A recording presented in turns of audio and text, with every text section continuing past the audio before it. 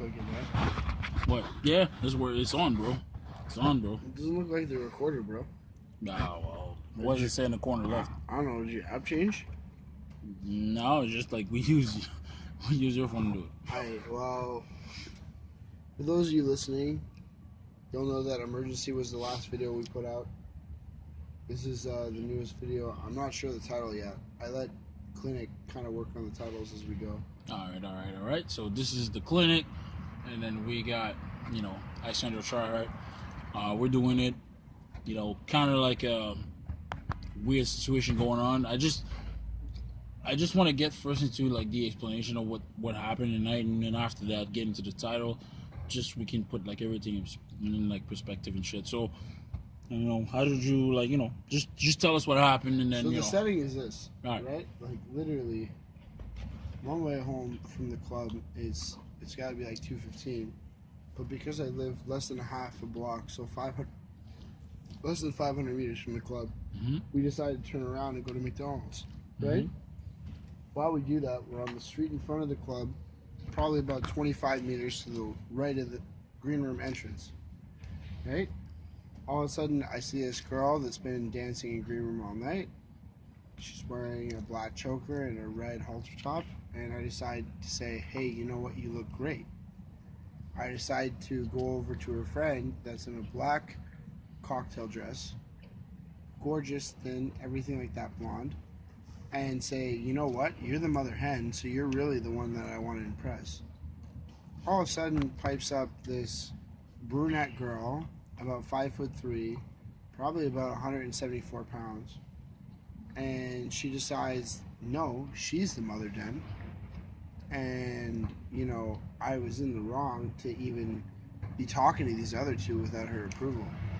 So I don't know. I think that's the setting painted. You can go ahead, Clinic. So here's the thing, right? So this girl comes in and then starts melting off all this shit. Yo, we don't need you guys to be talking shit. We don't need you guys to be like trying to pick us up and then all this nonsense. And then at one point goes literally in front of Tryhard and being like, "Oh, what the fuck you gonna do? And what the fuck you gonna do?" So I'll step in. So basically, the girl's mouthing off. She's being disrespectful and rude, and she tries to walk away. And like, I'm not having that shit because that's classic, for lack of a better term, white privilege. You know what I mean? She thinks because she's white, she's 173 pounds, she's 5'3", with these other two gorgeous girls, of which she's not even on the fucking radar by comparison. You know what I mean? She can just get away with saying whatever she wants and blame it on the weed or blame it on being drunk or blame it on the evening or anything like that. And you know what? As you've heard from our previous videos, our previous podcasts, everything like that, we're not having that shit. I'm not having that shit. I'm not trying to do a clubbing 101 right now, but what I'm trying to do is explain to you our fucking lives, explain to you my life in particular in this situation, and I'm not going to stand for that shit. You know what I mean? I literally would later on in the evening have dudes come up to me and be like, Ray, be the bigger person, be the man, walk away. And I'm like, okay, so example number one, okay? For all you women out there that listen to this podcast and consider yourself feminists, let's reality check you right now. How are you a feminist, right? If all you want is equality, but then when I come and check your privilege, your white privilege in this situation, all you want to do is get defensive and say, oh, well, either it wasn't me or it was me. But then it doesn't matter what you say because 15 minutes later you change your statement. And you're like, I'm not trying to ruin your night. Try hard. I'm really sorry. Try hard. Like at the end of the day, I didn't mean it. Try hard. And within earshot, you walk 5 steps to your friends and you say, I don't fucking care about that dude. So then you wonder why I come back up to you and I'm like, this fucking girl doesn't get to have the last word. This girl doesn't get to have the last say. And I can already see the fucking haters in the comments right now being like, try hard, you should have just walked away. You know what I mean? I know who you are in real life. You should have just walked away. You're better than that. Some people would say that I'm not. And in this situation, I'm going to say that I'm not either. Why do I have to live up to your fucking standard? Okay? All I'm going to say is this, right? It doesn't matter who the fuck the person is. If it's calling out Clinic or it's me, Alexander Tryhard, I'm going to check some fucking privileges. Right? Because if I don't do it, who the fuck is going to put these girls into place? Who the fuck is at the end of the day going to say, hey, you know what? you can't get away with this shit. If you were to do this shit, literally a block and a half up the street, right in front of the low-income housing, the fucking compensator housing, whatever the fuck you want to call it, or at the auto emission, you try to pull that shit with the same dude, literally you're going to end up shanked. And that's why I told this girl. I'm like, look, the difference between me and some homeless guy that's got nothing to lose is I'm reasonable. So look, I understand that there's a crowd of 10 guys surrounding me. I don't give a fuck about the 10 guys. I literally told you, Clinic, in that moment, I'm like, dude, I'm ready to go to jail tonight. I don't give a fuck. I'm ready to fight whoever I need to fight tonight. I don't give a fuck. You know why? Because if I go through the entire evening tonight just to check this girl's privilege, just so that she understands that at the end of the day, you know, what she did was wrong. And this is the same type of chick, I want to point out, that straight up would blow the whistle and say wolf if there wasn't a wolf. Yeah. You know what I mean? Yeah. The same chick that would blow the whistle and say, oh, you know what, it wasn't consensual when it was consensual, just to get a dude in trouble. That's the type of girl I'm dealing with, just so I can paint that picture for the audience, you know? I'm not dealing with some reasonable girl who's girl next door, who's, you know, that girl that, you know, was homecoming queen and wouldn't hurt a fucking fly. That's not the bitch I'm talking about tonight in the fucking video. Okay? What I am talking about is the person that's literally got nothing to do than to stir up shit because she wasn't even in the situation until she made it her fucking situation. Exactly. Like it. And then all of a sudden decides, okay, you know what? Time to ruin some fucking evenings. Time to fucking make this a bigger deal than it has to be. Time to do all this shit. Time to come in with snide comments. Time to be the peanut gallery, the chocolate factory, the backseat driver, whatever the fuck you want to call it. And look, I'm the first fucking person on this podcast to say to myself, you know, what was I doing previous to this evening? You know, previous to this altercation. I was in green room. I was having a couple drinks. Having fun. The problem with you as fucking viewers is that you look at me and you judge me from that. And you fucking judge me rather than judge the picture that I fucking painted for you. And you say, you know what, try hard, you were in the wrong because you were inebriated in that situation. Yeah, but you know, you should have been sober, you should have been right of mind, and you made it a bigger deal than you need to. You know what I say to you guys? I say, go fuck yourselves. You know what I mean? Turn off the fucking podcast right here. Don't ever listen again. I don't give a shit how fucking famous we are. Don't buy a t-shirt. Don't do shit. Because fuck you. Okay? All I'm saying, and I've been saying this since day one, is that we're fucking real, right? I'm not sugarcoating shit. I'm being honest. Yeah. I literally have the guy here standing right fucking next to me, sitting right next to me in this example, that could call me out in 1 second because it's in his fucking name and say, hey, you know what? At the end of the day, Alessandro, you're wrong on this point. You're wrong on this point. It didn't go down that way. But what I am saying is, all of a sudden, you guys are going to choose to turn against me because I had a few drinks. Guess what? Bitch in question had a few drinks to the point she also had a couple blunts. This was her information that she brought forward in her apology to me, just saying, hey, you know what? I'm really high. I wasn't in my right mind. I'm sorry. Right? Comes over to me, and if you're a fan of the channel, and you should be if you're fucking listening to this, you should have listened to everything. Clinic talks. You should have listened to podcasts about everything and nothing. Yeah. Everything. But I'm saying if you have done that, cool, then you'd understand what a fake apology is. Because Clinic did a talk on it. Yep, exactly. Yep. So you come over to me with your fake apology and you basically tell me everything that you think that I want to hear, but I'm not buying it because I grew up in the fucking streets. I grew up in Bell's Corners, and I didn't grow up with fucking a silver spoon. I didn't grow up with anything. So respect was all we fucking had. Yep. And then you come up to me with some fake apology. Some bullshit. Where literally you can't even walk and turn your head before you fucking literally say, oh, fuck that dude. Exactly. I don't give a fuck who that dude is. That dude ain't shit. And I got 3 dudes at this point holding me back because all I want to do is step to you. Not fucking lay hands on you, but step to you and fucking check your privilege. And there's an issue with that. There's a fucking issue with the fact that I'm going to be the one dude in the fucking Ottawa that's going to put you in your place and say, hey, bitch. That's when you are in this situation. You're a fucking bitch. And you need to fucking realize that if you go and keep down this road, it's going to end up negatively for you. Yeah. Where you're going to take it as the bitch in this situation, the context, all this shit, and decide, hey, you know what? This dude just fucking threatened me. This dude just straight up said, hey, you know what? Even though he's saying if I go a block and a half up the street and pull this same shit, I'm gonna get stabbed by a homeless person. That's a fucking threat. It's broken, bro. And at the end, man, like I agree with you on I've been talking for 9 minutes and 40 it's all good. Like me, I'm sorry. Yeah, I'm sorry. Don't sweat it. Like the only pointer is like I agree with everything. The only thing that I could like disagree on is, and again, like this is the one philosophy I try to like bring to everyone, is the fact that once you have someone that wants to trigger you, then you have to let the shit go. And you know what I mean? And I'm not blaming you for that, because it's like in the heat of the moment, you can't be like, oh shit, you know what I mean? Because you were in your right, you know what I'm saying? So it's not a diss, it's not anything, but I'm saying it's the one thing you gotta watch for, because people, it's easy right now to do that, you know what I mean? We're in 2017 and the shit is soft. Like society is soft in the sense that we're like, nobody will look at the situation and say, yo, this girl was wrong, you know what I'm saying? Even though her friend did that, and the friend actually had to leave because she's like, I don't understand why you're beefing those guys. You weren't involved, you weren't anything, and then you decided to make it a thing. You decided that you can make a snarky fucking remark, you can say whatever, and then you think that you're cool. You know what I'm saying? What I hate with quote-unquote feminism, right?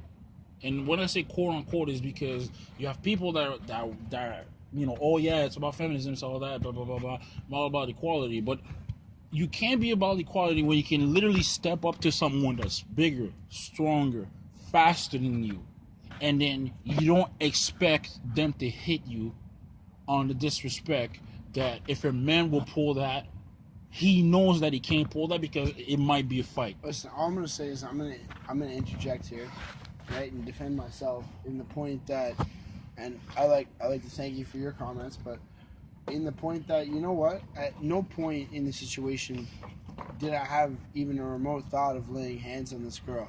I know. My thing in the situation was, I was all about A, verbal respect, and B, I was all about this girl actually walking away from this situation and being wiser and learning a lesson from it. And she took it like the worst way that you could take that. She's like, I don't want to learn a lesson. I'm the smartest person in the room. Yeah. And then she's like, in addition to that, you know what I mean? Fuck you. And I'm better than you. And I don't understand where that privilege came from. But the privilege comes from that. It's just only that. It's the fact that, you know, society is soft. You know, those people grew up, oh, you're special, you're this, you're that. Hey, you know, you went to summer camp and then, you know, your team lost, but here's a particular, like, fucking, you know, ribbon to say that you made it. Ribbon. Yeah, listen, but I'm not trying to quote Charles Oakley, but yeah. Charles Oakley is famous in the news for saying this recently. Saying that the NBA is soft and shit. And then, exactly. You know, the NBA is soft. The most players in the NBA whine so much that they should wear dresses. Yeah. Now, as somebody that supports transgender, supports LGBTQT, or I probably butchered that and I'm really sorry, but you hopefully know what I mean if you're one of our viewers that associates with that. You know what I mean? I have no negative feelings towards that. I'm not condoning his statement. I'm not saying anything. But what I am saying is, at the end of the day, somehow, some way, overnight, we decided to get ridiculously sensitive to your point clinic. You know? And I'm saying this talk tonight is not an example of that. This talk tonight is an example of how, literally, some girl decided in the situation that she was smarter than everybody that was involved in the situation, wasn't part of the situation, decided to make herself part of the situation, and then decided to fake apologize, not understand why I didn't want to accept her fake apology, turn around literally within the 3 seconds, and decide that she wanted to start talking shit, and not understand why I came back after her. Now, again, I'm not coming back after her in this scenario like fist cocked back, ready to knock the girl out. I'm not doing any of that. At no point did I see myself ever laying hands on her in this situation. But what I did want to do throughout, and I still want to do, is take this girl aside, make her understand exactly what she did wrong, so that she doesn't fuck up with somebody that isn't me, isn't reasonable. isn't going to take the second, isn't going to pause, isn't going to do anything. It's just going to react. Yeah, it's just going to go ahead. Right? And she might look at this, and she might listen to this podcast. And if you are listening to this podcast, go fuck yourself. But all I'm saying is, at the end of the day, you lucked out, and you have no fucking idea how lucky you are that it was me that you pulled this shit on, and not somebody else that would have just hit you, that would have just fucked you up, that if you were a block and a half up the street in Ottawa, and for those of you that want to try to understand Ottawa, or understand where I live better, or say to yourself, oh, I know Tryhard, and I know who he is in real life, so I know where he fucking lives. But all I'm saying is this.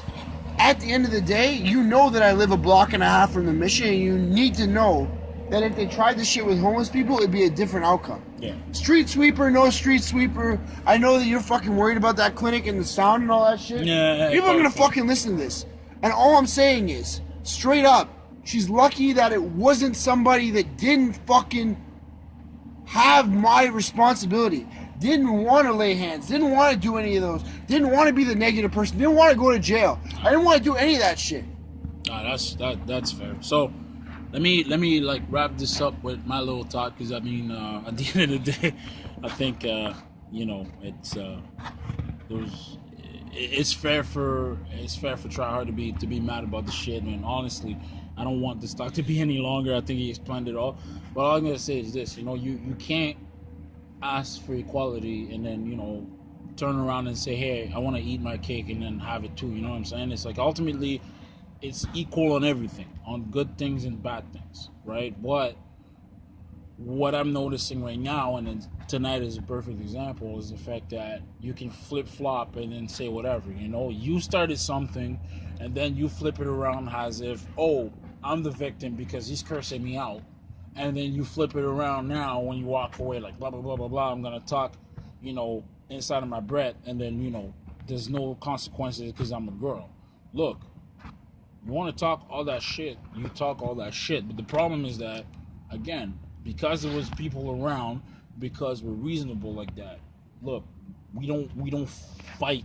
We're not fighters to begin with. And then especially not with girls. It's not fair. It makes no sense at all. And we don't want to end up in jail. But all I'm going to say is this. If you keep this up, wherever you are, and for the chicks out there that are like, oh, whatever, I'm getting beat, I'm doing this, I'm doing that, either with a boyfriend or whatnot, some of you, and I'm not condoning this shit, but I'm saying some of you are the trigger of that. And then you need somebody to tell you that.